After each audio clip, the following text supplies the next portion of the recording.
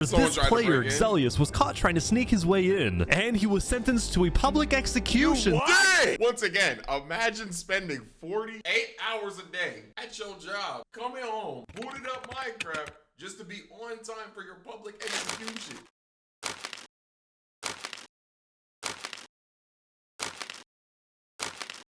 Yeah, I ain't gonna lie, bro. Last 1,000 players video was so freaking that I had to do another one. Today we're gonna be watching 1,000 players build a massive civilization in Minecraft. If you didn't watch my reaction to the first one, here it is. Watch that hoe. I had a great time. That being said, let's just get straight into it. We interrupt this program to bring you a special report. A lot of you guys in the comments of my last ish video were telling me to watch other perspectives of the current ish video. I know there was one telling me to watch the Canadian Mafia one, and then there was a Breaking Bad one or something. If some fire ad commenter can comment every perspective of that ish video, the first one, that I should watch, I would love you forever, and I would give you nothing. Like, what? It's the internet. Like, I don't even know who you are. Like, are you stupid? Are you dumb? Like, come on. But could you make me a list, please? If someone could make me a list, that'll be so dope, and I'll watch every video. Snap back to reality. In the biggest social experiment ever done in Minecraft, I scattered 1,000 people across 4 massive islands to simulate a realistic civilization. The players were given no help or guidance, and just like in real life, if you I know y'all were talking about in the comments of my first one, there's a video that has like Spood and all of them from the first one in it. Let me know what video that is. Like, it's like another video that Ish did that has them in it. Let me know what that is, because I want to watch that. Die, you remain dead forever. Okay. No. Now, each player has the freedom to do whatever they want. Gather resources, join a society, become a dictator, or if it comes down to it, that's the Padeo Queso guy! Go to war. With so many people on each island. Was that Spood? Look at that Spood! People on each island, anything can. Oh, also, I'm making a very, very, very, very, very conscious effort to try not to curse as much, because I know children watch me, so I may fail here and there, but I'm gonna really try. Happen, but I can promise you one thing. This event ended up having the most entertaining story arc I've ever seen. You do not want to miss this. So pick a nation to root for and enjoy the video. I present to you the 1,000 player civilization experiment. Okay. Yes, sir. Yes, sir. Bro. Don't forget, if you want to participate in these videos, join my Discord server, and of course, this is the video in question. I didn't know that. Of course, subscribe to my channel. All right, everyone ready to be teleported? Jump if you're ready. Okay, here we go. Let's get it. Let's get it. Oh, I'm in. On day 1, all 1,000 players were teleported to their islands, each its own biome. We had plains, desert, snow, and jungle. This is huge. Most players spent the first day scouting their island, searching for a place to settle, but almost immediately we started to see people dying, and oddly, they were all coming from the snow island. It turned out people were freezing to death after getting stuck in powdered snow, which looks That's me. I'm getting cooked. Yeah. Powdered snow has gotten me way too many times, bro. Frick, wrong button. Exactly like regular snow, but sucks you in like quicksand. This guy's trying to free his friends. Oh no. Even worse for the poor people on the snow island, trees were almost nowhere to be seen. The desert island also had very few trees, which players needed if they wanted to get wood. But the places where players did find trees quickly became extremely valuable hotspots for groups to settle at and colonize. Look at all these people coming together. Community crafting. They're making progress. Meanwhile, the people on the jungle island had essentially unlimited trees and were thus already thinking about other things. What did you say your plan was? I'm gonna take over the world. Let's get him the fuck out of here, bro. Okay, maybe I don't root for the jungle people. Like, I need more context. Hello, right-hand man Darbo. Don't talk to him. I want to root for someone who has to get it out the mud, bruh. Doesn't speak. While having a lot of trees did seem like an advantage at first, many jungle people found the island to be difficult to traverse, given the immense amount of trees and the hostile mobs that would spawn on the surface due to lack of sunlight. Uh-oh. This fear of traveling also made it more difficult for jungle people to talk with each other, since players could only read chat messages from people 100 blocks away from them or less. Although frankly, at least they didn't have to see what me and the admins were looking at. Lastly, we get to the Plains Island, and boy was it different from the others. Okay. It truly this is gonna was be peaceful. just the perfect island to live on, with green grass, trees, animals, and no natural dangers. You guys make a little animal fan? Oh yeah, they're not gonna no struggle at all. Or farm. Not needing to worry about dying as much as everyone else, the people on the Plains Island were among the first to start mining for resources like iron or diamonds. They were also the first to build up villages and, yes, to create civilizations. Throughout the first day, you can see two main groups starting to come together. Yeah, I'm not rooting for the island that has a skyscraper on the first day, bro. You got it. I'm hoping someone makes a airplane. Hold it! Oh, damn it! I didn't even think of that! And land safely on the island. What'd you think I was gonna say? What'd you think I was gonna say? Come on, bro. Come on, bro. I'm a changed man. I'm a changed man. One of them, a democracy led by a player named Horace Crown. Shout out Horace Crown. Building the most beautiful and nicest city on the entire server. And the second, also a democracy led by a player named Sidefall. Okay. I just want to make sure nobody dies. It was actually kind of turns odd evil? how similar these two civilizations were. They were both located on the southern shore, they both had democratic elections, and their leaders both wanted good for their own people. I just hope nothing happens to change that. Yeah, we already Make an know. Among Us character. Never mind, I hope they die. Soon it was the end of day one. Players across all 4 islands logged off and made plans for the following day. Okay. Oh, he kicks them off. They can't like do it while he's not in there. Okay.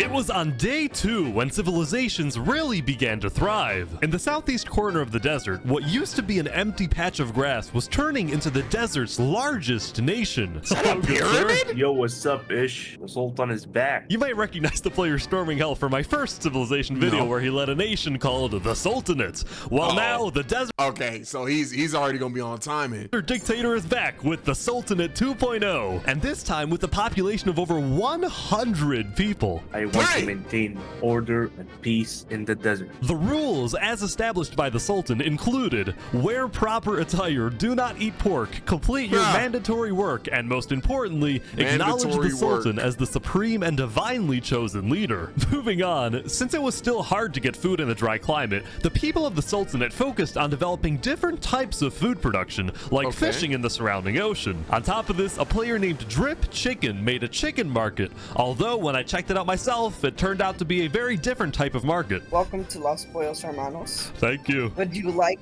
I understood that reference. Breaking Bad reference. some totally legal sugar? Really, Nick? I'll take 5. No, wait, I'm joking. Anyway, we finally go back to the snow He island. gave it to As him. I was flying around, I found what I can only describe as a British shrimp. Is the cold climate really the best place for a shrimp? I mean, depends. Look at my little friend over here, you know? Wait, who's your friend? Underneath? How do you get Yeah, stuck? he's fully here. He's literally... Oh, it's a freaking... he's chilling. Oh, he's up here now. No, my fish buddy. Please go back down. Despite the killer powdered snow and the occasional polar bear, the people on the snow island she were was actually fighting for her doing life. pretty well building settlements together. Nobody was fighting because everyone had one common enemy, the harsh climate. Yeah, that being said, it turned out that all of these snow settlements might be a... Who's gonna crash first? My prediction on who's gonna crash first.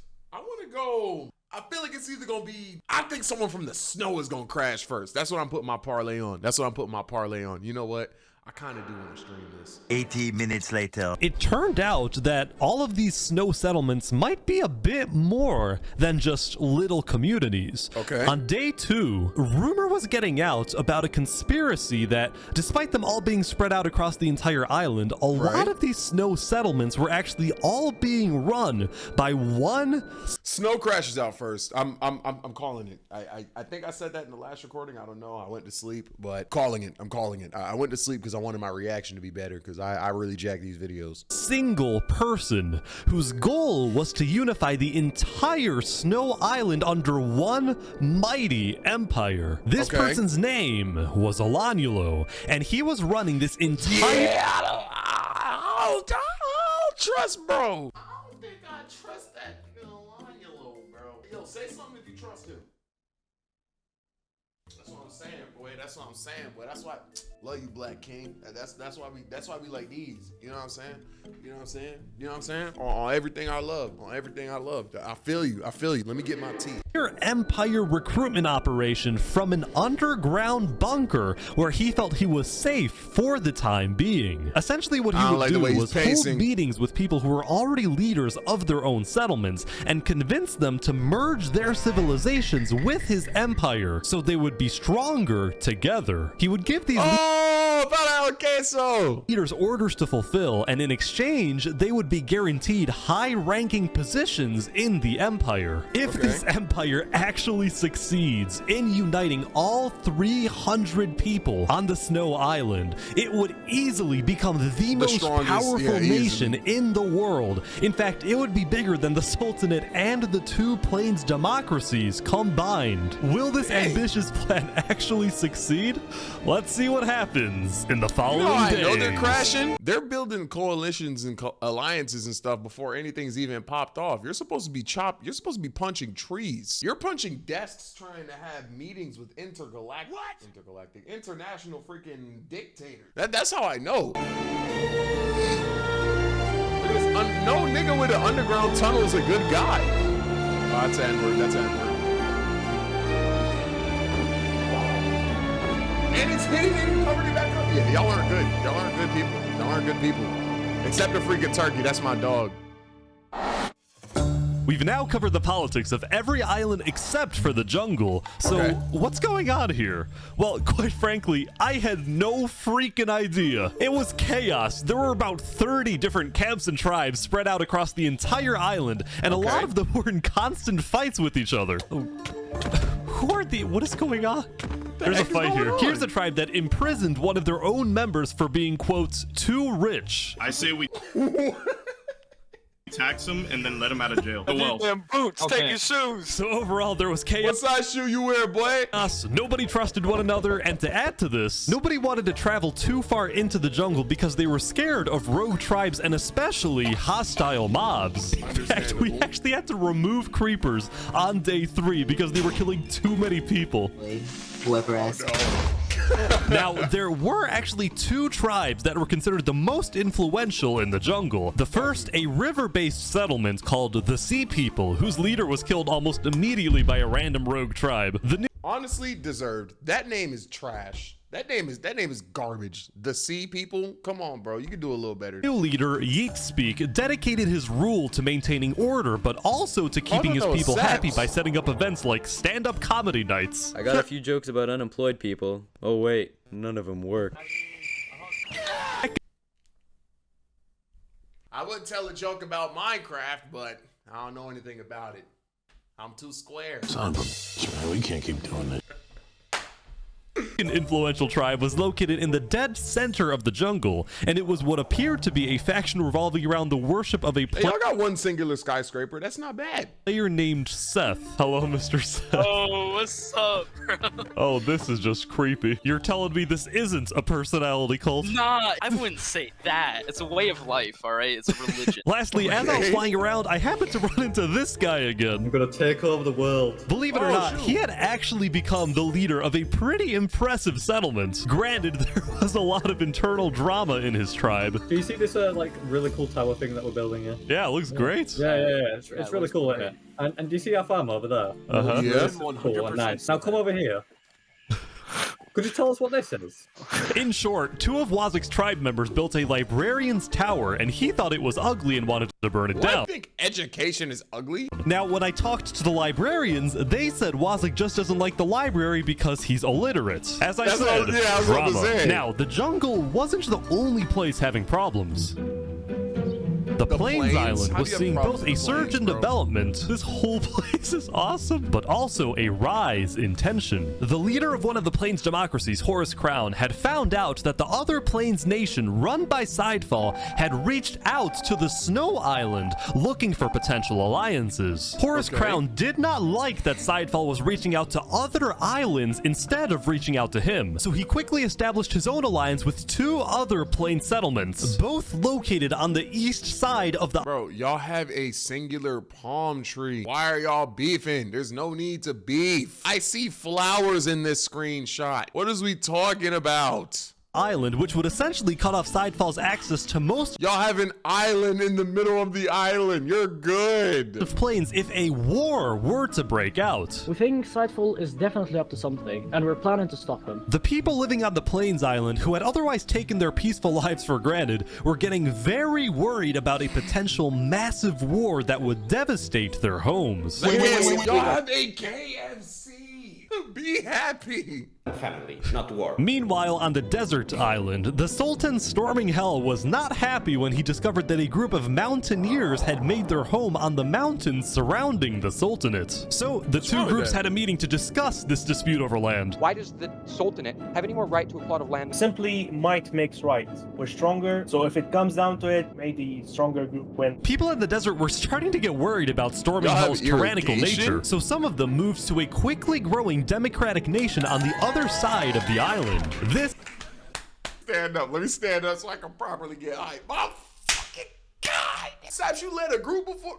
All right, bet. Off rip, off rip, off rip. That's the people we root for, bro. Oh, freaking dog, boy. What? Oh, shoot, wrong button. Other side of the island. This was Theria, the name derived from the Greek word for freedom. I asked their elected president, Saps, about the Sultanate. Hopefully we can establish some peaceful relations for now. I mean, we're in the middle of a desert. Why fight, you know? Overall, each island had its own conflict between the desert's Sultan dominance, the plains' alliance disaster, the jungle's total chaos, and the Snow Empire's takeover. At least one of these conflicts was bound to erupt very soon. Once again, I'm going conflict snow. I actually might change it. I might go plains or snow. Was plains. Three digs never miss, boy. I can smell it. I can smell it. At the beginning of day 4, a propagandist told everyone that Sidefall was about to attack the Plains Island. Horus Crown called a code red, and everyone on Plains was freaking out, including these guys at the center of the Plains Island who built a tavern on a lake. I spoke with the bartender. Welcome to the tavern. I hope you can enjoy a nice beer, since it might be our last. So at this point, you're probably wondering, what was Sidefall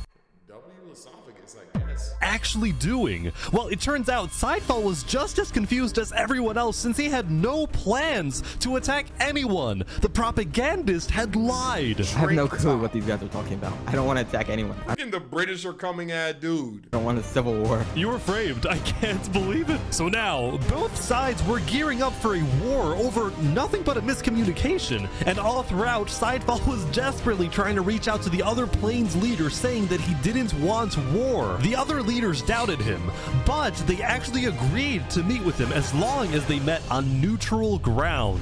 Okay. Whoever told you guys I want war is lying. Tell us the truth then. While they talked, Horus Crown secretly had undercover spies search Sidefall's entire village. Oh! But he wasn't aware Sidefall had someone else place a bunch of TNT under his village.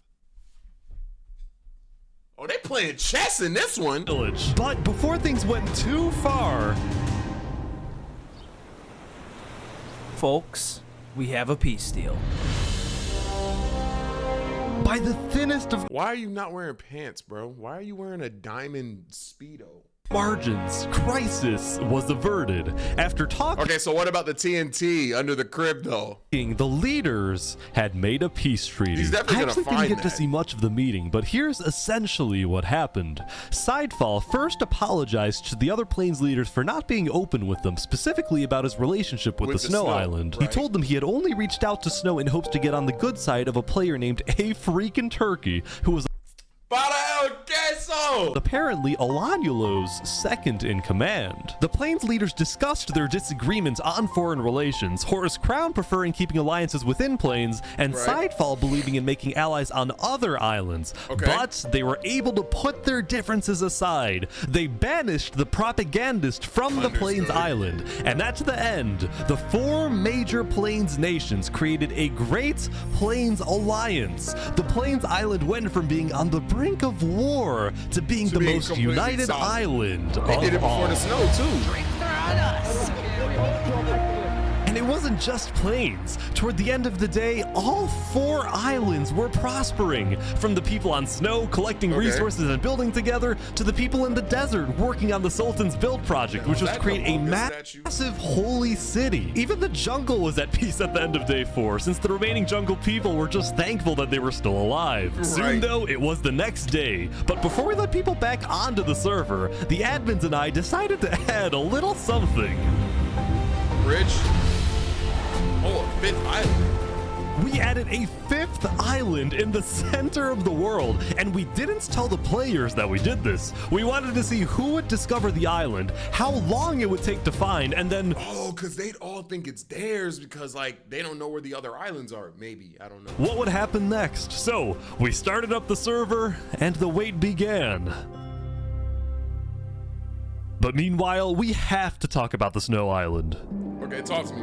What's gonna happen Hello, there? Turkey. Hello-ish. How's it going? On day 5, the player A Freakin' Turkey finally gave me a full explanation of the mysterious Snow Empire, which I found out was named the Aculon Empire. See, that's a name. That's a name. See, people, shut the fudge up. Still fearing for his safety, the Empire's founder, Olanulo, gave orders entirely from his secret underground bunker, while his second in command, A Freakin' Turkey, carried out his orders and led the people on the ground. Okay.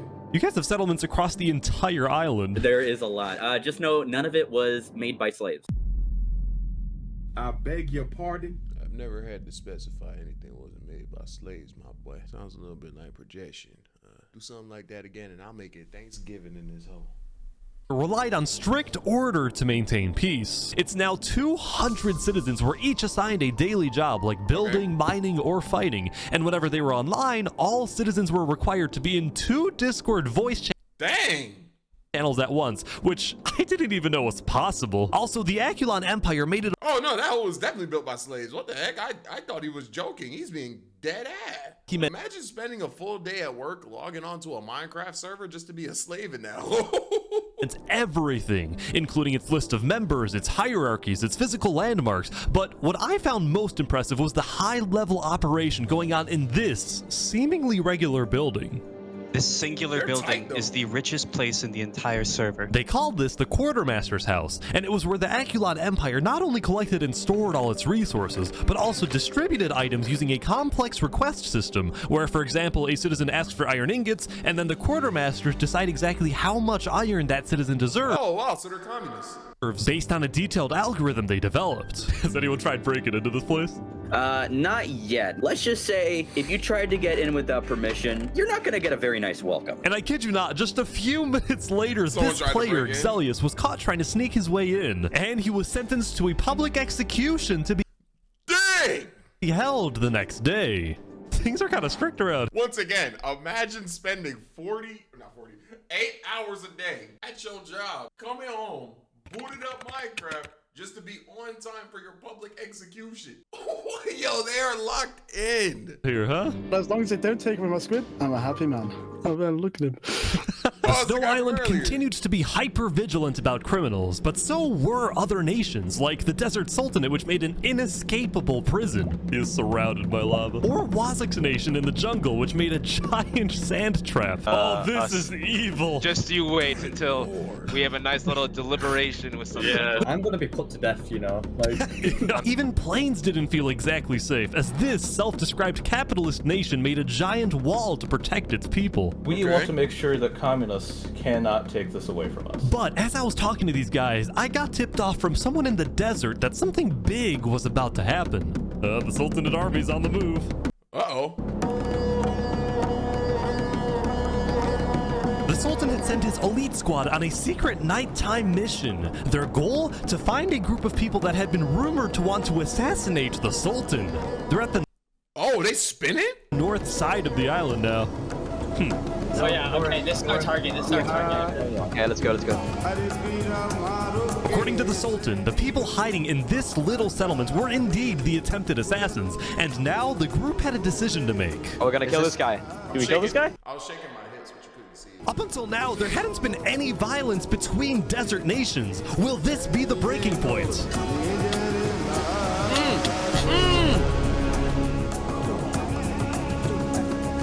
are showing the desert. Once again, imagine getting assassinated in my like, this is so cool to watch, but I'm trying to think of the POV. Imagine having your hands on Wazuk and your mouse like ready with your crosshair just to get assassinated. There's someone behind the screen of this character, bro. That if you make plans to kill me, justice will come for you. The Sultan's elite squad spent the rest of the night raiding the settlement, but Sultan, they kind of got aura though, I ain't gonna lie. During their chase of another suspected assassin, they ran literally into a major dilemma. We know he's running to Theria. The guy they were trying to kill was running toward the democratic nation of Theria to get asylum there. The Sultanate is really about to roll up on Theria. Holy, this could cause a major conflict. But the Sultanate's army didn't care. They barged into Theria and searched. Oh, they went in regardless? I think that's smoke. Every single house to find this one person who ultimately ended up getting away. Meanwhile, the people of Theria were freaked out by the raid, but when they looked to their leader Saps for guidance, he was nowhere to be seen. Come on, Saps, what's up with you, bro? He had fled. Saps, not like that, bruh. Eventually, the Sultanate's army left, but Theria was not going to forget this. Since when the Saps come from that club? I mean, he did run in the other one too, and then he was completely alone, so I get... Saps, that's your buddy?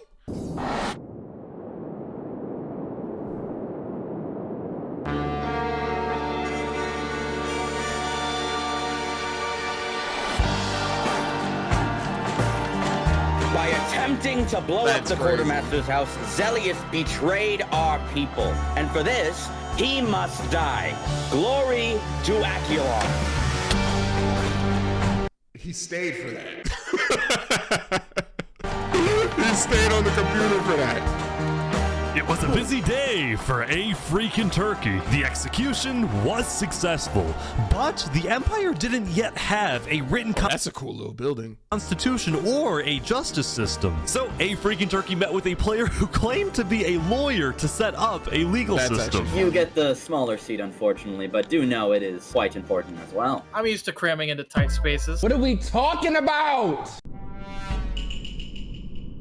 Turkey took his guard to Drew and confronted some farmers who he claimed weren't producing enough food for the Empire. I swear is that not enough? I will not miss any payment I have to owe you. Drew, the bow, please.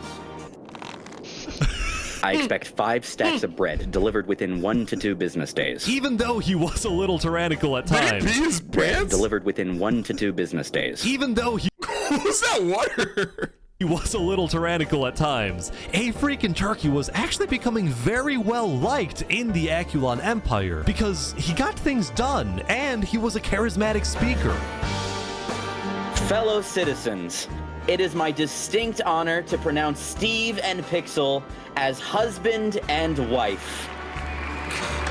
See, even though he was only the second in... Okay, bro. All right. I was expecting the Oppenheimer Barbie one, like the first one where they shoot a rocket into the air. No, a different type of rocket was being used. Okay, got it. His SpaceX was entering her ozone, bro. Okay. All right, sure, pal. Command of the Snow's Aculon Empire, many people were starting to view a freaking turkey as a better candidate for leader than Olanulo, since most people in the Empire had never even seen Olanulo, given that he's been hiding underground the entire time, afraid of being assassinated. In fact, some of his own citizens weren't even sure he existed. While Olanulo ruled from afar, only talking with high-ranking officials, a freaking turkey was considered a man of the people, someone who talks to everyone. In fact, a freaking turkey had gained so much notoriety that leaders of other nations were starting to reach out to him for alliances rather than to Olanulo. So as a result of all of this, Olanulo was starting to get a little worried. Turkey don't do my dog like that, bro. Knows that I created this empire and its entire political system. And as long as I am alive, I will be its only ruler. Don't do my dog like that, bro.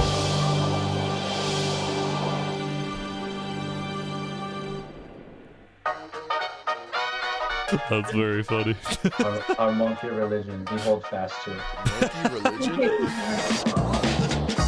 Here on the Jungle Island, things haven't slowed down one bit. Amidst the chaos, this small group had made a monkey religion, and their goal was to build the biggest tree in the entire world. We're so industrious. While everyone else is fighting and killing each other, we are peacefully building. By now, every tribe in the jungle seems to have its own goal. These guys, building a tree. This group, called the Blue Cross, provided food and shelter to refugees. Meanwhile, Wazuk's goal, which was still to take over the world, was seemingly driving him mad, especially after the librarian. You want to take over the world and you have 2 pigs, 3 chickens, and a librarian tower? You're not getting very far, my dog. I ain't gonna lie.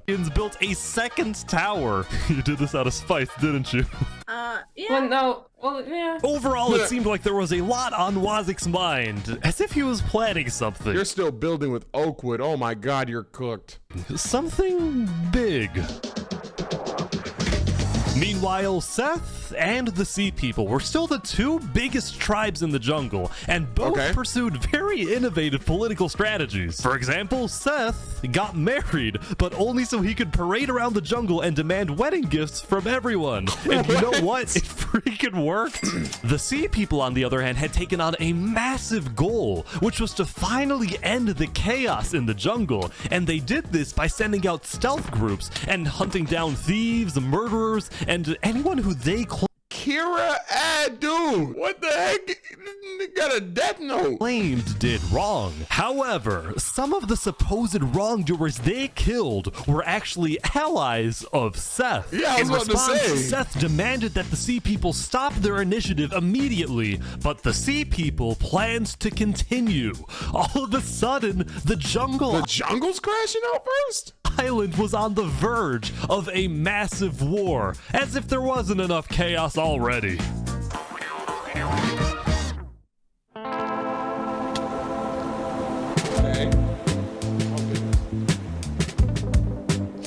Wait, is someone actually here? I think so.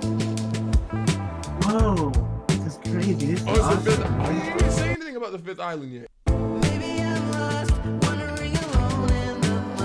One thing about Ish videos is they always gonna have bangers in that hole, bro.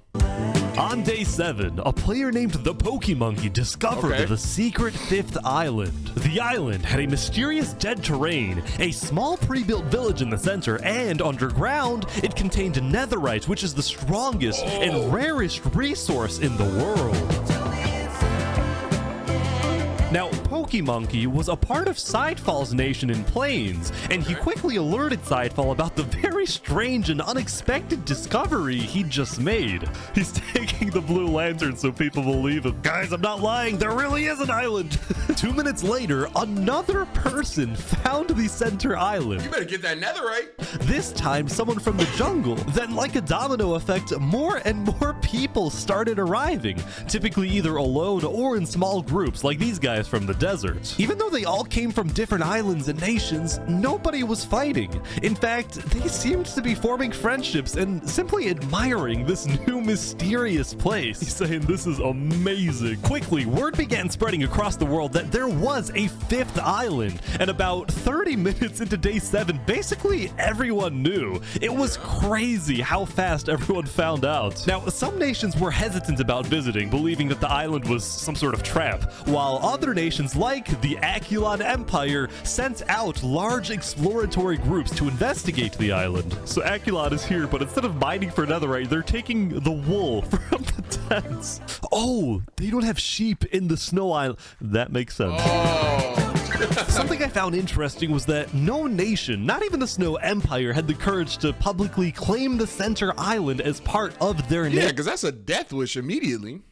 As their territory, probably because it would result in conflict with other nations, which was my secret intention when adding the island, that it would result in... This must the second one was Ish Putin. This must be the first, because he hasn't crashed out yet. He hasn't left the village. Oh, I see. He don't got the Orochimaru neck tat yet. Okay. Yeah, they got Jofil though. Was my secret intention when adding the island that it would cause some type of war, but it didn't cause a war, or maybe just not yet. Yeah, like come on now. Meanwhile, I present to you the story of Los Pollos Hermanos. Okay.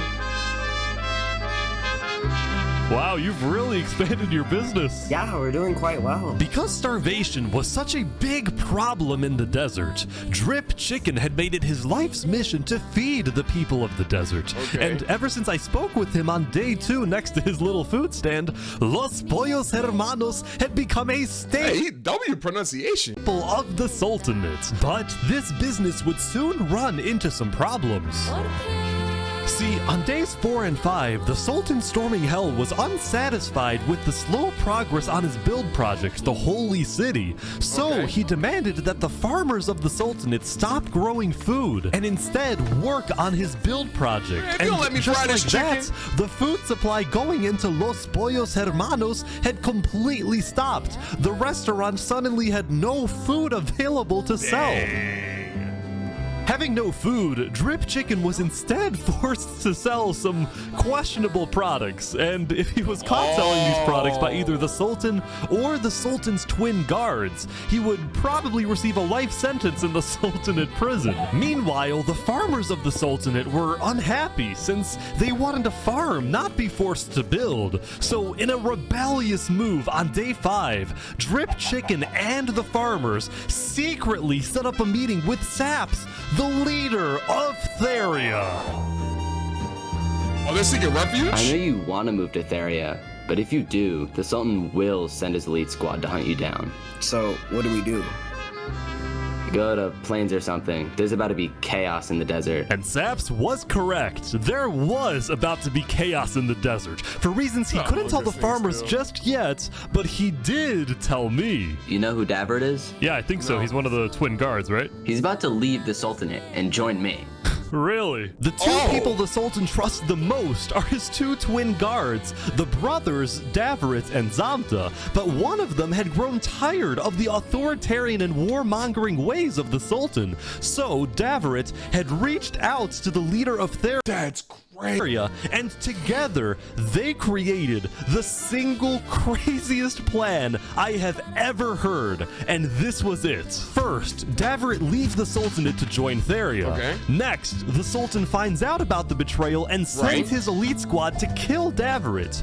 Then, when the elite squad is away hunting for Daveret and the Sultan is therefore alone, they're gonna off him. Daveret will sneak back into the Sultanate and kill the Sultan. Daveret will then claim leadership over the Sultanate and then combine with Saps. And as the new leader, he will finally bring peace to the desert.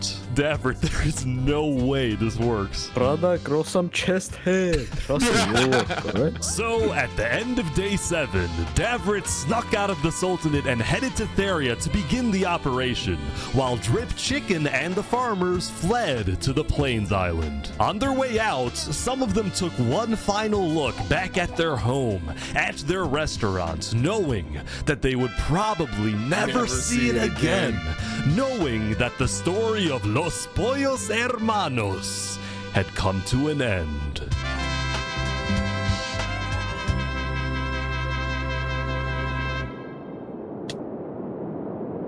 That's good plot. That's good plot. On day 8, there was a major event on What happened with the Darius thing? Daveret. Snow Island. For the first time ever, Elanulo showed Emperor himself. Elanulo had come out from his underground bunker. He had summoned the entire Snow Island to the Aculon Castle so he could publicly be crowned as the leader. Before the coronation, all high-ranking officials were required to provide Elanulo a gift. I present to you a high-quality pair of premium brand sneakers. Thank you, Applewood.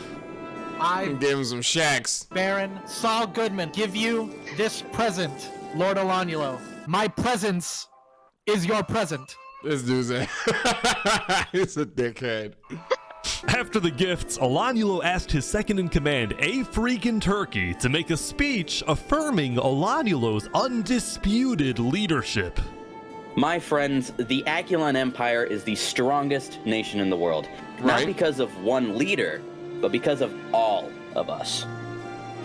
Thank you, Turkey. At the end of the ceremony, Olanilo asked all of his citizens to follow him out of the castle, down the main path of the Empire, in a symbolic move meant to showcase the unity of the Snow Island. Right? That's a lot of players, bro. Someone in here got to be playing off of like a MacBook Air, bro. This has to be hard on your computer.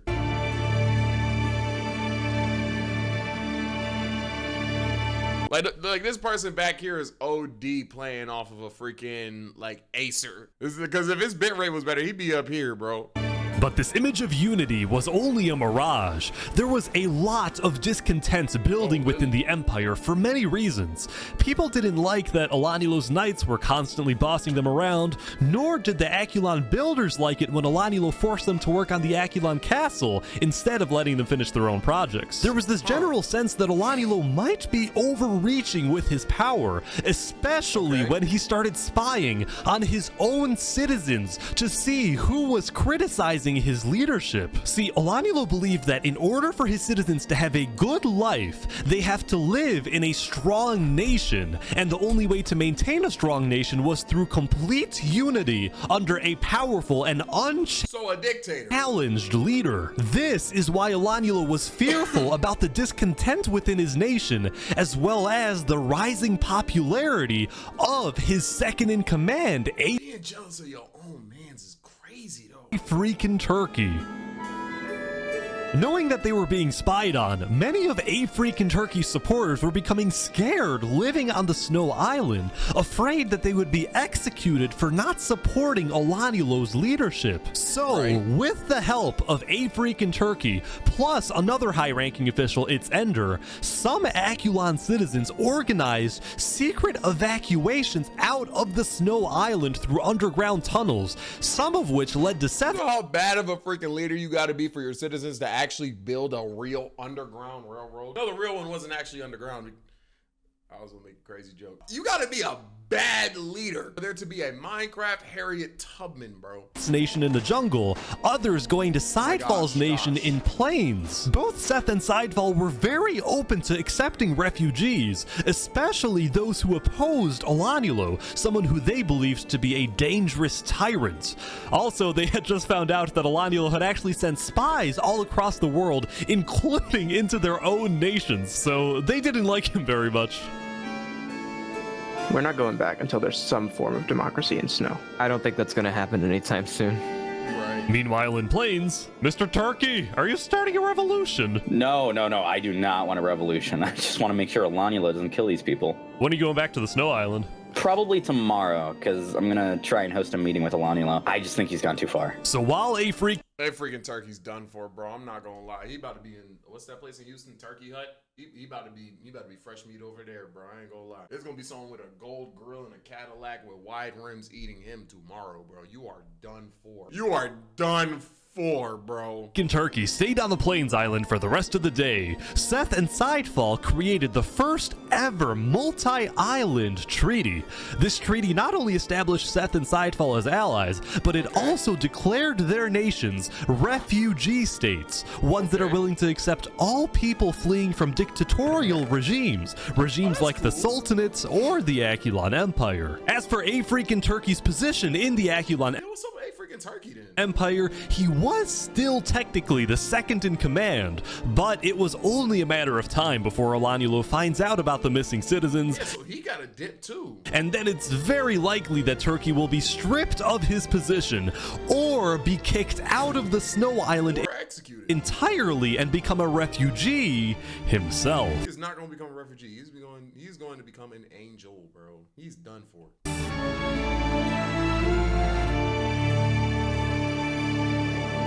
I could go for a turkey leg right now. Yeah, I don't know if... Wait, is that a basketball court? On day 8, the center island was getting a lot... They hooping over there? A lot of visits from curious players, and instead of fighting each other, everyone was just kind of hanging out and doing their own thing. Okay. Look at this. What is this? Don't question me. Later that night, some adventurers started terraforming the dead terrain, making it green. Oh, that's cool. This actually looks not bad.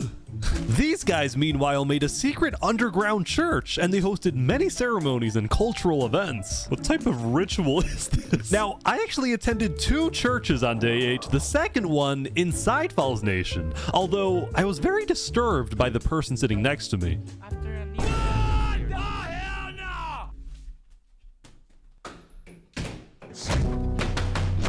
What is we doing, bro? What is he doing, bro? Low key, this might be the thumbnail, bro. What am I looking at, bro? Life began to feel more Okay, dog. Okay, bro. Whatever you say. sacred, only to impart the wonders they hold. I cannot say what they are, however, right way to lead this world. Whoa, what did I... They're taking him away. Oh no. Later that night, the Plains Island received an This is a snitch, bro. What the heck? We got Ish9 in this hole. unexpected visit from the Aculon Empire's state-sponsored journalist. I'm with the news. Down with the news. Go away, tabloids. Go away. No false news today. They're kicking out the journalists. Oh my god. Meanwhile, I ran into these Plains farmers who literally did nothing but plant wheat everywhere. Oh my god. Look at all this freaking wheat. Now, right next to the wheat field was a cookie factory in Crowns Nation, which took the wheat and made a variety of baked goods. See, ever since the Great Plains Alliance was signed on day 4, the people of Plains believed their island to be, for the most part, a very safe place to live. And as a result, many players felt secure enough to run their own businesses. There was the bakery, an Outback Steakhouse, boating and kayaking, 2 KFCs, and there was the most recent Y'all have chain restaurants that actually have chains. Y'all do not need to be going to war. Your life is literally sunshines and rainbows. Build a bingo house, bro. Retire. Retire. Los Pollos Hermanos. Hey! You made one in the Plains biome? Yes.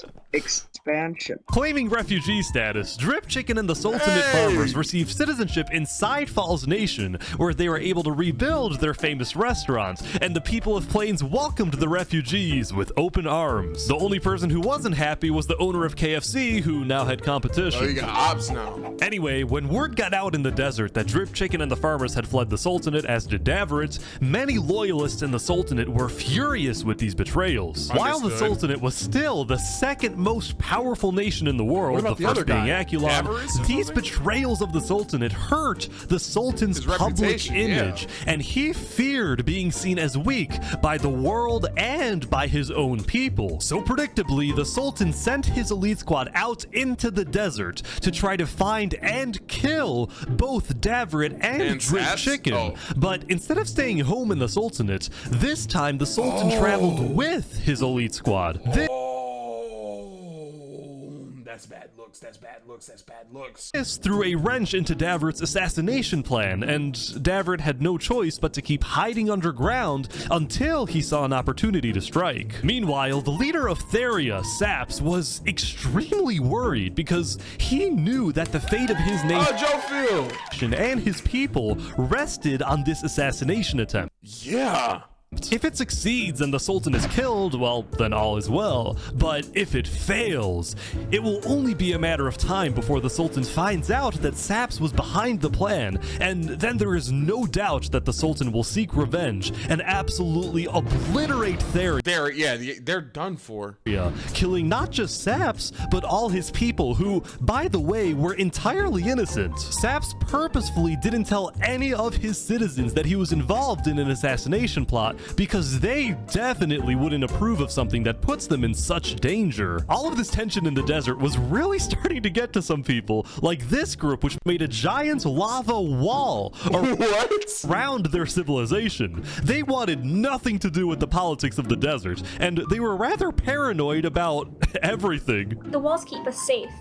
We can't leave the walls for long, because then we're not safe. Everyone inside the walls is safe. Everyone outside is not safe. They're strangers. We shouldn't trust them. Okay. I heard you. Also, don't push any buttons you find in here. Okay. Wait, isn't a lava wall not really that effective though? Because don't you all you have to do is just build like a little arch under it, and you can walk through it. That doesn't seem like a good idea. No, am I tripping? I actually think this group was more of a cult than a civilization, but still, I think the lava wall doesn't even sound smart. They had the right idea. And now we go back to the Jungle War. I say war because both major nations had already basically decided that they cannot coexist in the jungle. Seth was mad at the Sea People for killing many of his allies, while the Sea People were mad because Seth wouldn't let them kill those who they believed to be criminals. Neither nation was willing to compromise on this, so war seemed inevitable. However, because Seth had also recently formed an alliance with Sidefall from Plains, a war between the two jungle nations would likely cause Sidefall, as well as the rest of the Plains Island, to join the battle, thus turning this into Yeet Speak is done for. An actual world war. So, given that the stakes were so much higher now, both sides agreed to have one final meeting to maybe work things out. It was Wazuk who— I heard you slip on your script, Ish. Agreed to have one final meeting to maybe work— I heard that. Yeah, you can't get by me. You can't get by me. Maybe. I'm sorry. No, never mind. Things out. It was Wazuk who quickly offered his nation as a good neutral location for the meeting, and he was quite enthusiastic about hosting. On day 8, Seth and the Sea People sent their highest-ranking officials to Wazuk's nation, where the meeting would take place. Okay. Alright, Seth. You're up first. I think the Sea People are killing people for a lot of irrational reasons. And being judge, jury, and executioner is crazy. I don't even think like I don't even think the Sea People have a valid reason to be mad. Hey, stop killing my people. No! My phone's on here, so I had to be careful with like punching off my phone. I'm vlogging, so like that's why that's there. Can't hit that. I can hit that, but that's not even a valid reason to be upset. So, you know, as an example, right? They had 5 stacks of cookies taken from them. That takes like 3 minutes to get, bro. And he's like, I don't think you should murder someone over that. We requested he give it back, and he basically said no, so he was put on KOS. Over some cookies? And we killed him. So that was exactly what Seth just said. Let me add some context. Soon, the argument began to escalate. And the people you attacked were direct allies. I'm sorry, but what other ways do we have to stop the chaos in the jungle? They stole. They didn't. Chaos in question. 5 cookies taken. Boy, get out of here. Deserve to be killed over it. Do you really want to go to war over this? Well, if you keep killing our people, then we won't just stand by and watch. All right, fine. The Sea People declare war. All right, let's do it. But before a fight could begin, Wazuk yelled, "Double no!" Whoa! Oh, the trap!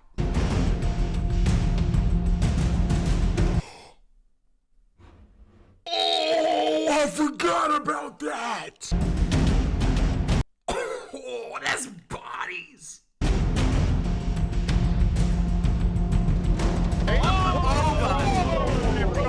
Oh my god! Go!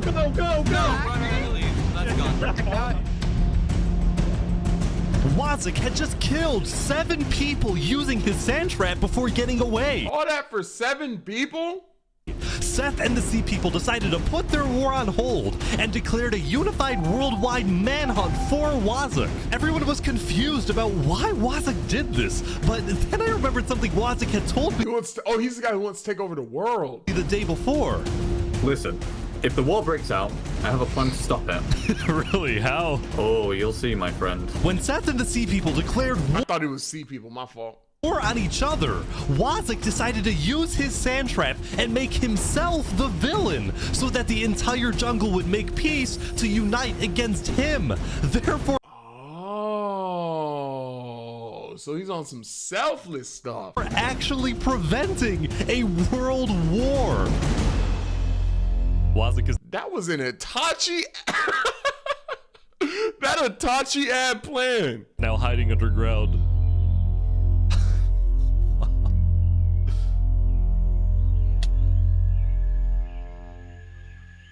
Okay.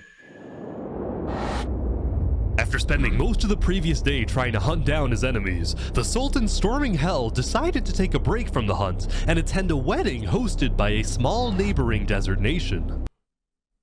Davius, that's your chance, bro. That's your chance, bro. It was a huge honor in the desert for the Sultan to visit your civilization, so there was a lot of buzz surrounding the Sultan's visit, and everyone in the desert knew he would be there. That's your chance. Zamta the twin guard was also at the wedding, and he was quite thankful for the break since he secretly despised having to hunt for his own brother. When the Sultan demanded that Davert be tracked down and killed, Zamta was horrified by this order, but he kept silent, fearing that he'd be next. Zamta could only hope that Davert was far away now, hiding in a place where the Sultan would never find him. But it turned out Davert was not far away at all, because he was on a mission. He's gonna do one of them jaunts. He's gonna do one of them, like, them falling jaunts. He's actually here.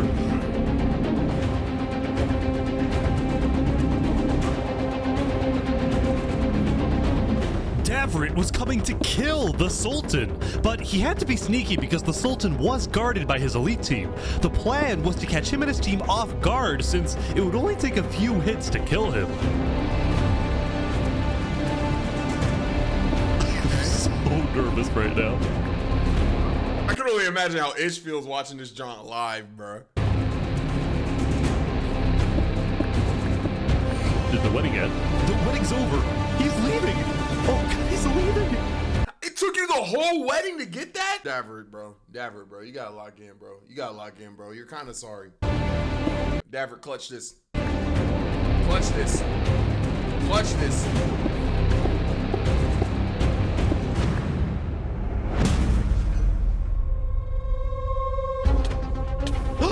Oh, Davert. He got him. He got him.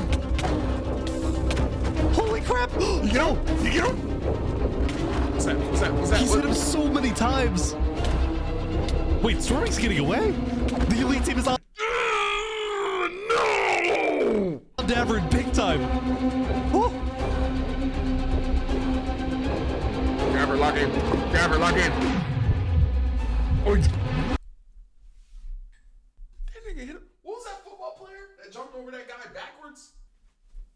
Y'all know that? I didn't jump nearly high enough to do it. Skull, you know the clip I'm talking about. Slips 2 tackles and picks up the first down. He hit that!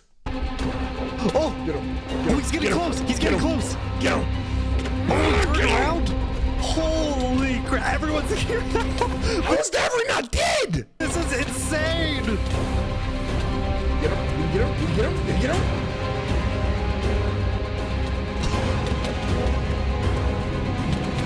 I don't even know what's going on. Oh! It's a good attempt. That's a good attempt. That's a good attempt. You ain't catch him lacking, bro. That's the problem. That's a good attempt, bro. Saps, you did great in the last one, though. I'll tell you that. You did an amazing job in the last video, but I'm gonna put my hand on your shoulder when I say this, bro. My fault. Was that too hard? My bad. I turned off my vlog on accident. You're cooked. You're cooked. Can't win them all, though. You can't win them all. Saparata, no. You're gonna be a packarata, bro. You're getting smoked. Yeah. Take your clothes off and run, boy. Oh, shoot!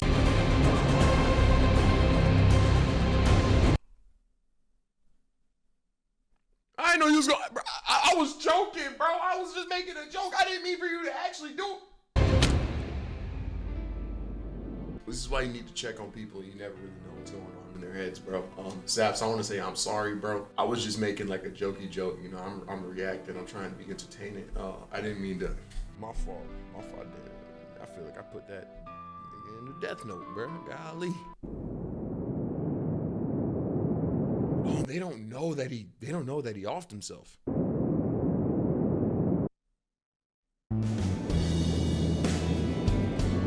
Sultan's on his way back home. Because if he does that, he doesn't know that Theria was behind it. Like, what is happening?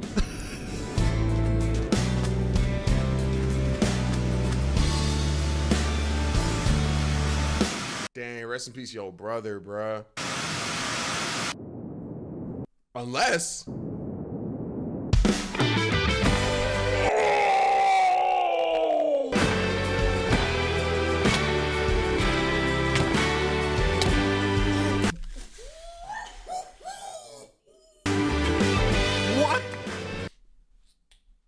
Sabs, you were just supposed to hold it down for a little bit more. At least let a day pass, boy.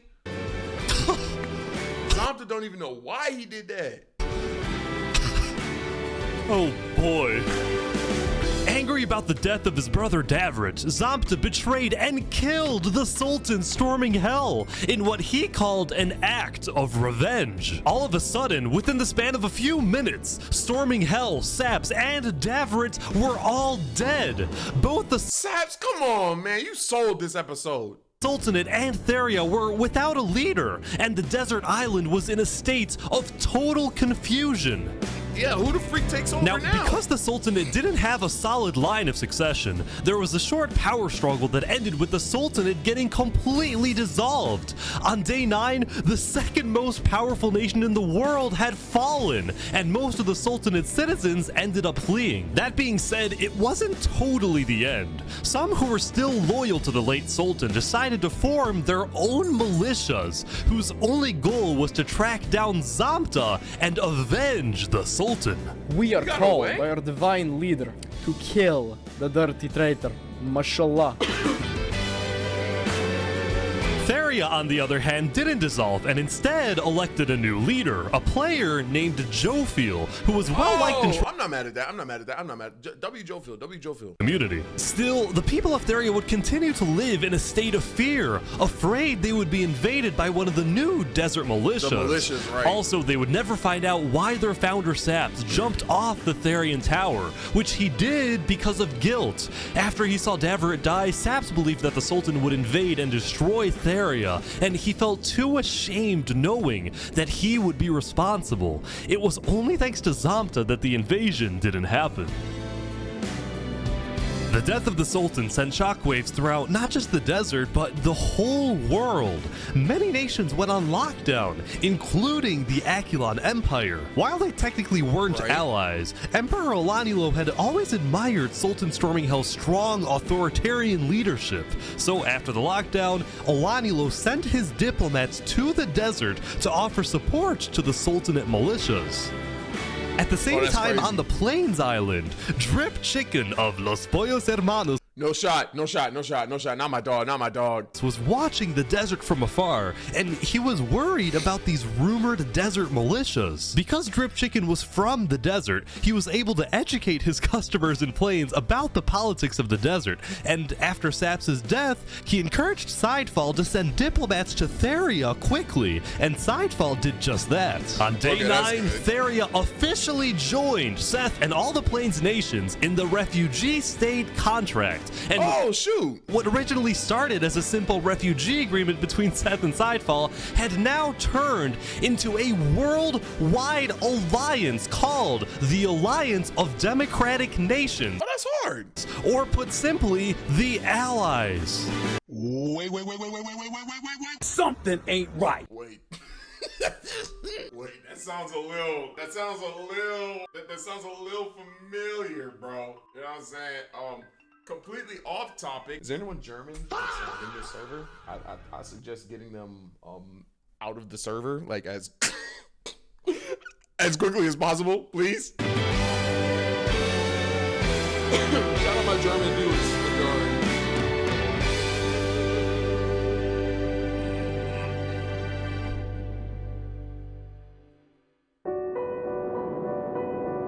As the people of the Akulon Empire continued their daily routines, the highest-ranking officials of the Empire gathered to discuss the new existential dilemma they were now facing. The Akulon Empire had always been the most powerful nation in the world, and it still technically is, but when adding together the populations of all the states in the Democratic Nations Alliance, it is the allies that have more people overall. This made Akulon officials extremely worried. They saw this as the first legitimate threat to the regime. Olanilo agreed with this view, but at the moment, his attention was on another problem entirely. What's up? The problem known as A Freaking Turkey. Oh yeah, I forgot. A freaking Turkey was sliming him out. Turkey's rise to popularity had always bothered Olanilo, but now... Bro, I love how many plots these videos be having, bro. Oh my gosh. This conflict was at an absolute breaking point because yesterday, one of Alanyulu's spies caught a freaking turkey helping Snow citizens flee the Empire. Fleeing or defecting was strictly against Aculon law. Oh, that's GG's. Alanyulu's spy also saw a freaking turkey hanging out with not just Sidefall, but nearly all the major plains leaders. Hey, freaking turkey, go ahead and defect, bro. Go ahead and defect, bro. Go ahead and defect, bro. Which made a lot of— How do you, wait, African Turkey's character development is funny though.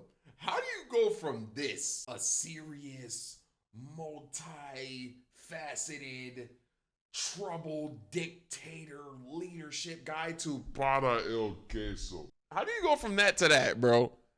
What happened? Halo think, is a freaking turkey planning something? Is he secretly working with the allies?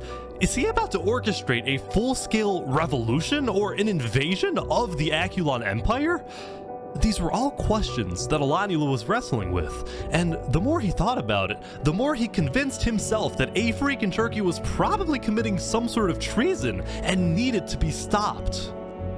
Yesterday, a freaking turkey had reached out to Alanyulu for a meeting, and today, Alanyulu accepted this request. Backdoor of doom and despair. But with a few conditions. 1, this meeting takes place at the Aculon Castle. 2, Turkey comes alone. And 3, the meeting takes place not today, but tomorrow, because Alanyulu needed some extra time for his builders to finish a certain project located on the top of the Aculon Castle. Yeah. Nobody knew why or what the strange looking tower was, but Alanyulu A freaking turkey, if you agree to this, you're actually stupid, bro. Insisted it be completed by the time Turkey shows up. He's about to get this is Spartan off of this thing. Tomorrow is certainly going to be interesting, so make sure everyone's ready. Lastly, later in the day, Alanyulu sent diplomats to establish alliances with both the desert militias and with the sea people in the jungle. Alanyulu appreciated the sea people's value of order, and he promised that he will help them stop the chaos in the jungle. Alanyulu is about to be the main villain of this, John. I'm already knowing. And help them catch their #1 most wanted criminal, Wazuk. Wazuk, yeah. The sea people accepted this alliance, but they ended up not needing Aculon's help because late into day 9, Wazuk decided to turn himself in. He's about to be executed. A guilty conscience, perhaps.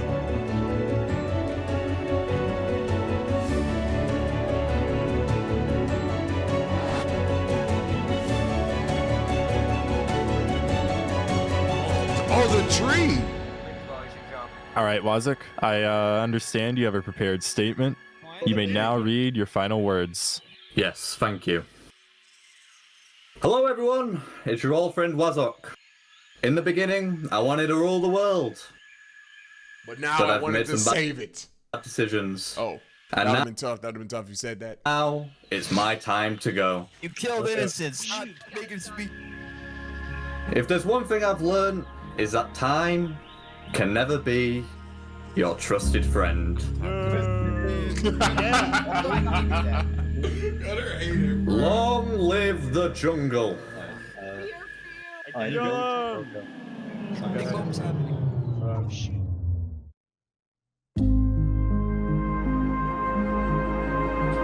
is dramatic as well.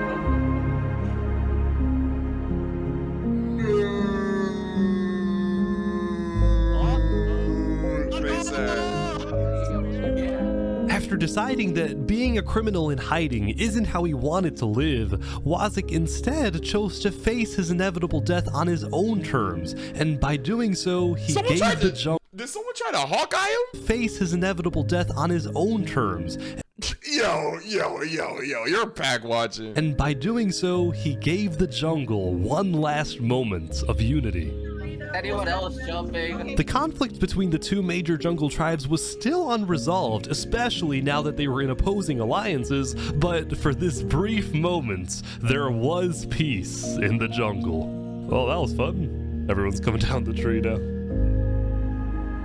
Most nations around the world took the end of day 9 to rest and reflect on how far they've come. For example, the jungle's Blue Cross tribe celebrated becoming international with at least one charity location on each island. That's cool. Meanwhile, in the desert, the two Sultanate militias held a funeral for the late Sultan, where they vowed to get revenge and chanted death to Theria, after which they proceeded to Theria, you're done for, bro. I ain't gonna lie. finish building the Sultan's holy city in his honor. Cool. Theria, on the other hand, expanded its reach into the arts and became the first civilization to develop music. Oh. Go ahead and undevelop that, bro. I ain't gonna lie. Wait. Lastly, yeah, go ahead and undevelop that, my boy. That John was that was whack. the Plains Island, businesses were booming and civilizations were thriving. On day 9, the Plains Island had finished the construction of the ISH, the International State Highway, which made trade and transportation between the major Plains nations much faster. Cool. Overall, the building and architecture and player creativity in Plains was simply amazing, and it was all made possible by the political stability of the Plains Island. Right. Many in the desert and jungle and snow looked at Plains as the shining beacon that they can aspire to be like one day. Okay. So when does it like crash? Like, yeah, what's the conflict now?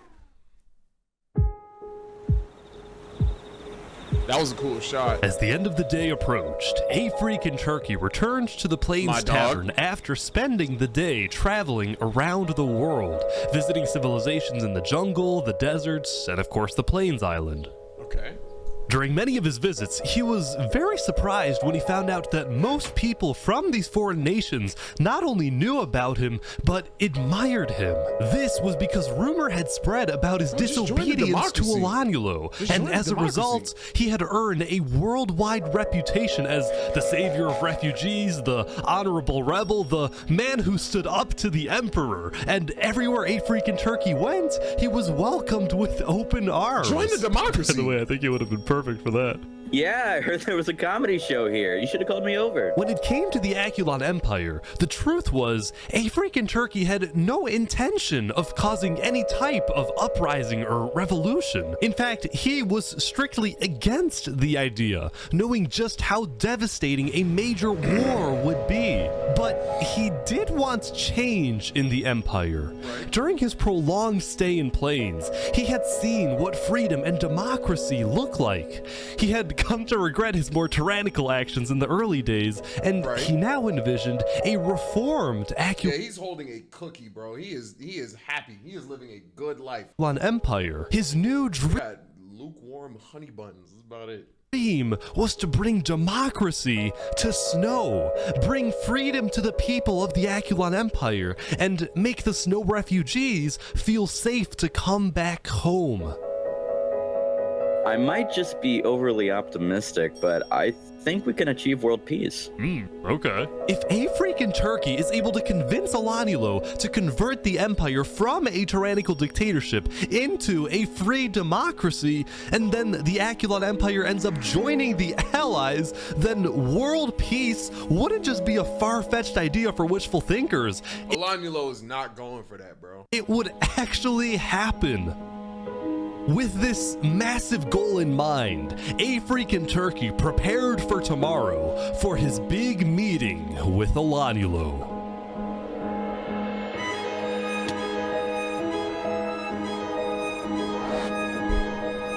Just remember everything we talked about. We'll be watching. Before a freaking turkey took off for the Snow Island, he had met with the 4 major plains leaders one last time to tell them what he hopes to achieve in his upcoming talk with Olanulo. The plains... This is gonna end terribly. I hope we all know this. I hope we're all in understanding that this is gonna end horrendously. Leaders were pessimistic. See, when they... Okay, bet. Okay, I'm not the only one. Heard about Olanulo's strict conditions for the meeting to take place, they suspected that this was going to be the meeting where Olanulo removes Turkey from his second-in-command position. And from the server. Or worse, puts Turkey in Akulon's prison. Whatever happens today, the Plains leaders promised Turkey that he has the full support of the allied nations. Even if they can't attend the meeting, they will be watching and will do whatever they can to... Oh, so if Alanyulo does something to a freaking turkey, he's cooked though. Help him.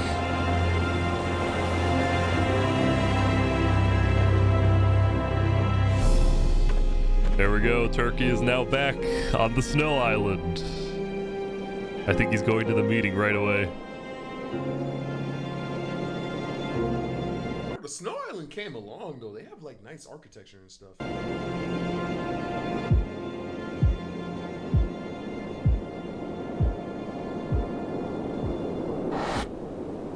Dang!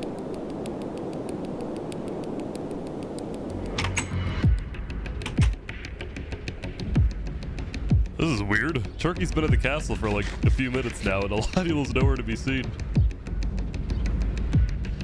Oh, he's right here. He's on his way.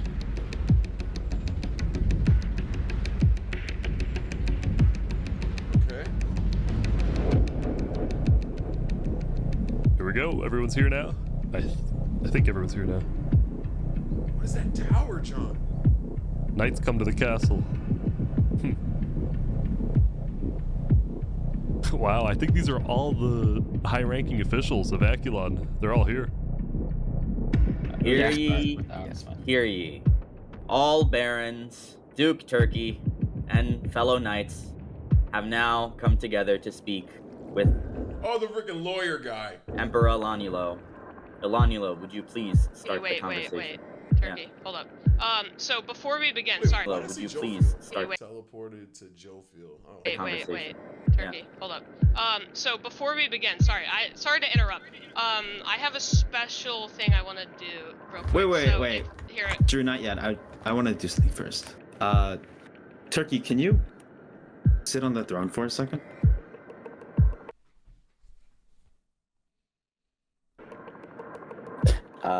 Why? Just do it. Okay. What are we doing? What is happening? Can I trust you, Turkey? Yeah? You like this, right? Oh. He's making a statement. I thought he was about to make a pack. Sitting on the throne? You put me on here. I don't know what you're talking about. In front of all these people? What are you getting on about? I know that you've colluded with the Plains Alliance. And I know that you want to take over this nation. He doesn't, though. Take this throne for yourself. Whoa. What? There's nothing you can do at this point to convince me that you're not plotting a revolution against That's literally not what he wants, though. He's literally actively against revolution. me. I caught you red-handed. No! Alanyulo! Yes, I've talked with Plains. I've also talked with Desert and Jungle. I am a diplomat. And I'll tell you this, all those people that I talked with will become our allies the moment we turn this place into an actual democracy. Why are you secretly leading people off my island? Oh, man. Because you're a freaking tyrant! Because they thought you were going to kill them. Mm-hmm. And to be honest, so did I. Get off the throne, bro. It's a spiky thing that's about to hit you, man. I ain't gonna lie. That's the point of this meeting. You want to get rid of me? You know what? How about I just leave, and you won't have to deal with me again? I'm just gonna go. Okay? What was the other girl talking about? Yeah, and then you'll come back with an army. I'm sorry, Turkey. I knew it!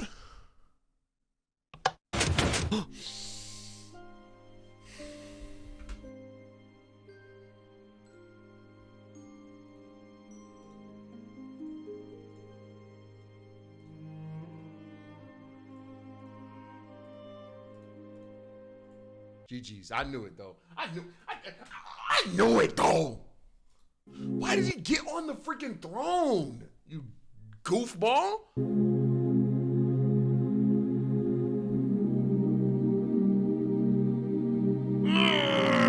I knew it. That's why he built that tower to hide after he killed a freaking turkey. That's GG's. That's GG's. That's GG's. Why did he call that? Like, duh, bro, duh.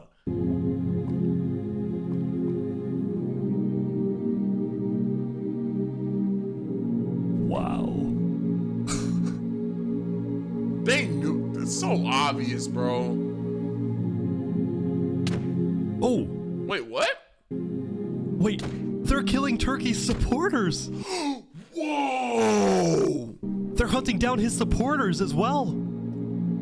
This is crazy. Like that, there was a purge on the Snow Island, and many of Turkey's supporters.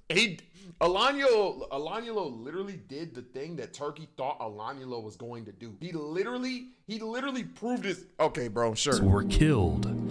The few who were able to escape immediately swam to the other islands to tell everyone exactly what happened.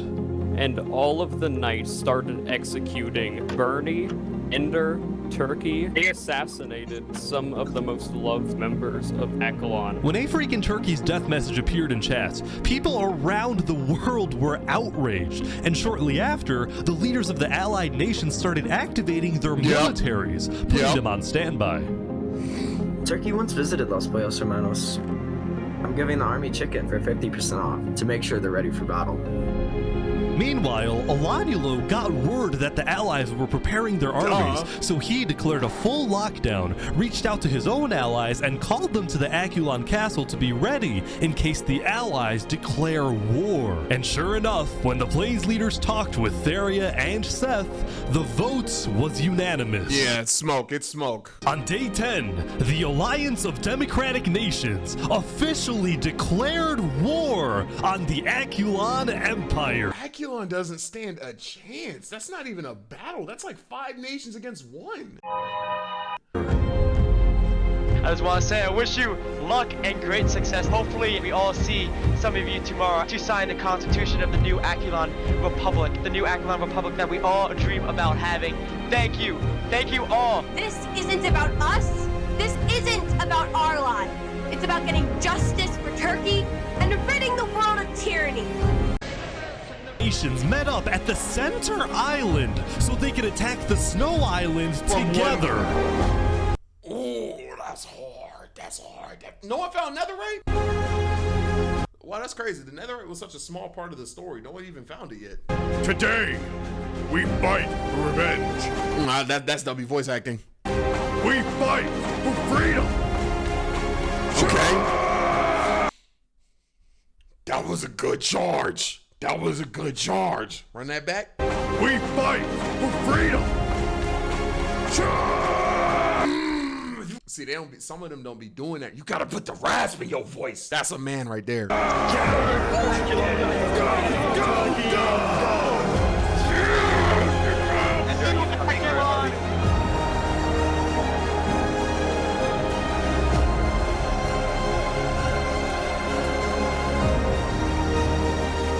They putting flags down and shit. But I'm cursing. Relax.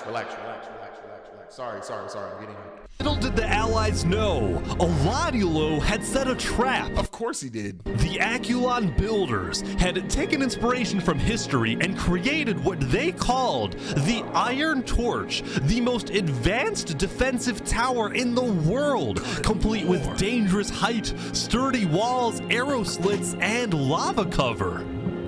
Goodness gracious. This is crazy.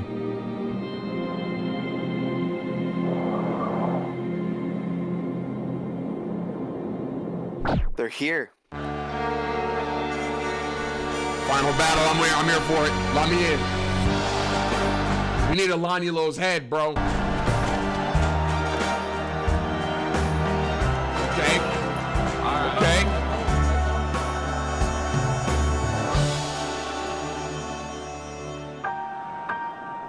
There. Yeah. Time. It's so funny how it's like a polar opposite of the last one. They're going against a fire nation. Now they're going against like a snow nation. Can never be your trusted friend or your sworn ally. Get 'em. Oh! No, it's the harshest mistress. It's smoke. It's smoke. Oh. Who threw a snowball? Are you throwing a snowball in a full-blown war, bro? Lock in. Get him. I need him going. Life is just a chain of moments spent, 1,000 hellos and goodbyes. Oh, this tower not even like Maybe that. a love like ours can lead out its cause. It's a Lanula K, bro. Get him. Get him. Get him. Get him. Get him. Yeah. Oh, that's a line right there. That's a line right there. I don't know who's who, though. I'm assuming the red are bad. Okay.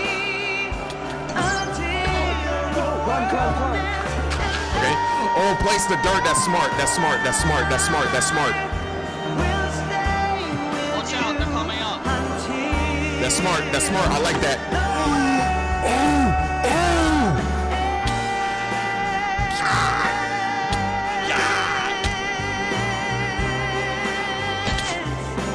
That joint stayed in.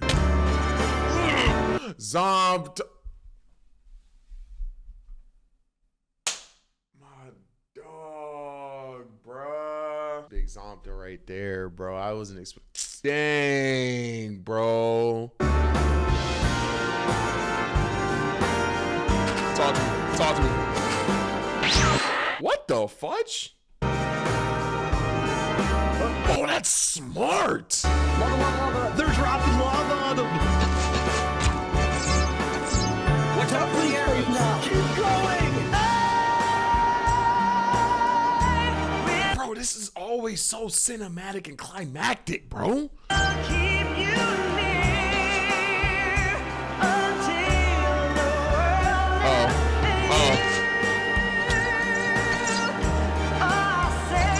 Get Romulo out of here, bro.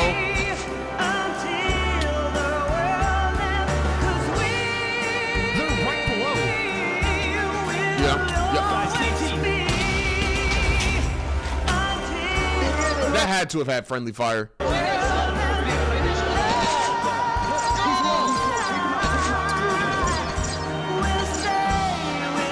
I need a Lanula gone, bro. I saw that. I saw someone fall. I saw that.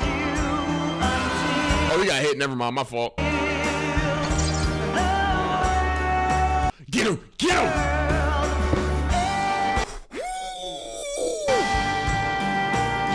That's GG's. That's GG.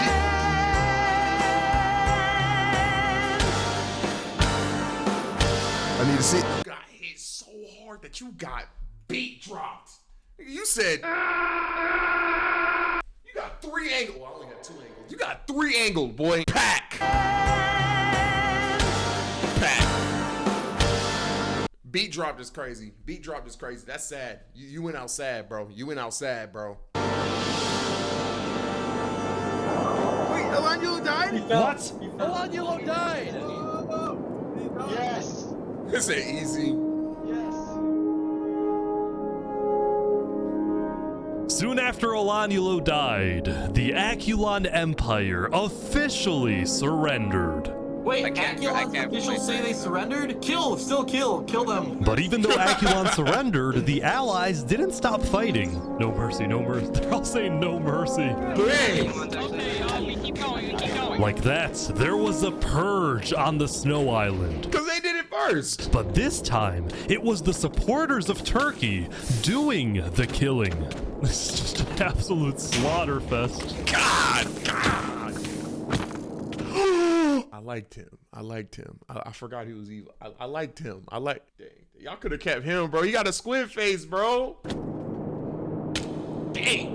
After a while, the Allies had completely taken over the Iron Torch, and all the Aculon forces had either been killed or had fled the island and gone into hiding. And with that, the Alliance of Democratic Nations had defeated the Aculon Empire. Joe feel kind of tough, bro. Right now, she survived 2 entire videos. It was only when the war ended and the clouds parted that the Allies were finally able to reflect on what they had done. They had succeeded, but they had also shown no mercy. When their enemy surrendered, they kept going. Continued to be ruthless and thirsty for blood. It was as if they had become Nah, it's not the same. It's not the same. It's not the same. their enemy.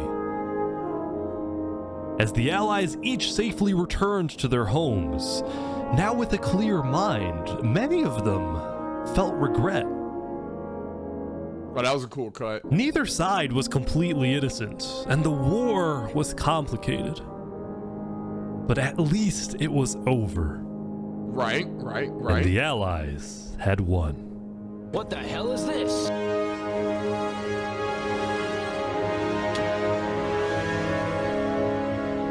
Over the next few days, the people of Plains, Theria, Seth, and a few smaller nations created a world alliance with a massive parliament building on the center island. That looks crazy. That looks crazy. Where, bro, shout out to any builder who's ever been in these videos, bro. Y'all be going crazy with these jaunts. World leaders met to discuss the affairs of their nations, and most importantly, to keep the peace. And the first order of business was pardoning the few living players who fought for Aculon, so they didn't have to live in hiding. Meanwhile, the snow refugees were able to move back to the snow island and create the new Aculon Republic, putting Oh, that guy survived. democracy in snow. They also tore down the remains of the Iron Torch and put in its place a graveyard honoring all who died in the Battle of Aculon. And overlooking the graveyard was the man, or turkey, who inspired That's Aura. That's Aura. That's Aura. That's Aura. That's Aura. them all. You ain't said it yet, but para el queso, boy. And crazy character development. I ain't gonna lie, freaking Turkey, they hit you with the Goku, where you like start out smart and powerful and you just become dumb for comedic relief, bro. You got hold in that second video, boy. So, the jungle went back to hosting comedy shows. The desert went back to Yo, he must have told a stinker. Oh my god. The jungle went back to hosting comedy shows. Yo, he told a that's funny. The desert went back to pursuing the arts, and Drift Chicken went back to running Los Pollos Hermanos. Hey! After all that happened throughout the days, things were finally settling down.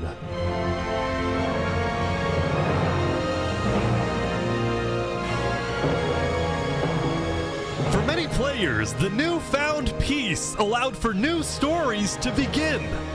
But for us, it's a good place to end.